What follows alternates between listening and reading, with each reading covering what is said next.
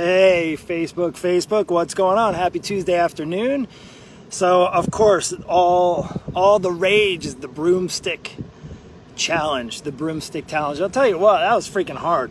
I tried it last night. Maybe our broom's actually a broom that we use, and it's a little jacked up, and I'm sure you probably don't want to hear anything else about a broomstick, but you know, it made me think of how hard it was to try to get that broomstick to balance. Maybe it's because of our tile. We got those old tile floors.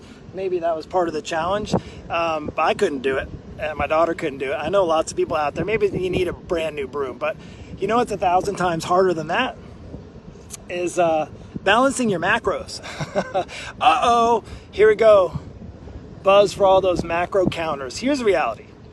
Now, it may work for some, don't get me wrong.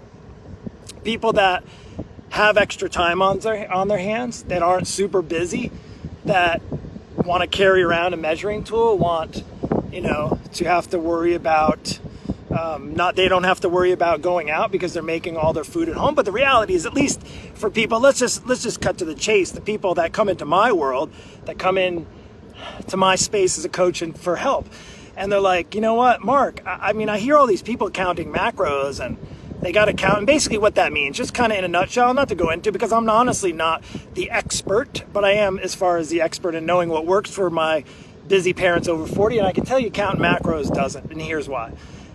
Because first off, let me side note, macros is just looking at your carbs, your proteins, and your fats, and looking at the balance, and so long as it, what is it? ALI, as long as it fits in your macros, whatever the acronym abbreviation is, I don't even know. But just for that, as long as it fits in, here's the problem with that. It doesn't constitute that. It's basically saying calories are calories. And to be honest with you, while of course protein calories are different than carbohydrates, the quality of the food you're getting in has to matter. The bottom line is, I don't care if you're getting the right amount of protein in your body, if it's crappy protein, if it's processed, if it's fried, if it counts in your macros. I'm sorry to tell you that. It's just not really realistic, nor is it sustainable. And here's the other thing. If you're like my busy parents who get caught up and they got to go to soccer practice and they got to get called into work late and they have a lunch, you know, they have a work lunch, or they got to go out of town, how are you going to measure all of your macros when you go out of town? Are you going to carry all your food with you everywhere you go and be like one of those gym rats? Now listen, if you have the time, if you're really going to be serious, on the short term, will it help you? Probably. It could probably help you maybe clean up your diet a little bit, but for sustainable long-term success, I'm sorry, and at least the people that come into my world, the people, I say busy moms and dads in their 40s that come into my space, they come in and ask for my help, they don't want a short-term fix. They don't want to just drop 20, 30, 40 pounds. They want to lose the weight and keep it off forever. And I can tell you, I don't know anybody that counts their macros forever. In fact, it hasn't really been, well, it's been around for a while, right? Long enough. But ask anybody that's in really good shape and ask if they're actually continuing to count their macros. Because I can tell you, now, if you're an abnormal parent and you got endless hours that you can measure out everything and do all the specific, you know, prep work and all that, don't get me wrong, you still need to do some prep work. And if you need to count macros to kind of get you on the right track, but for sustainable long-term success, just like all the other diets that are out there, all the other things, all the other fads, they're not a reality for people like me who are busy. You got kids running here and there. You might get stuck and you don't get home for dinner and you got to eat out. Are you going to balance your macros? Or if you go to a party or you go to a friend's house on the weekend, are you going to really measure out your food in front of the people? You don't want to be the ones that stick out. Oh, then you're going to get those saboteurs say, honey, you look good just the way you are. You don't have to count your macros.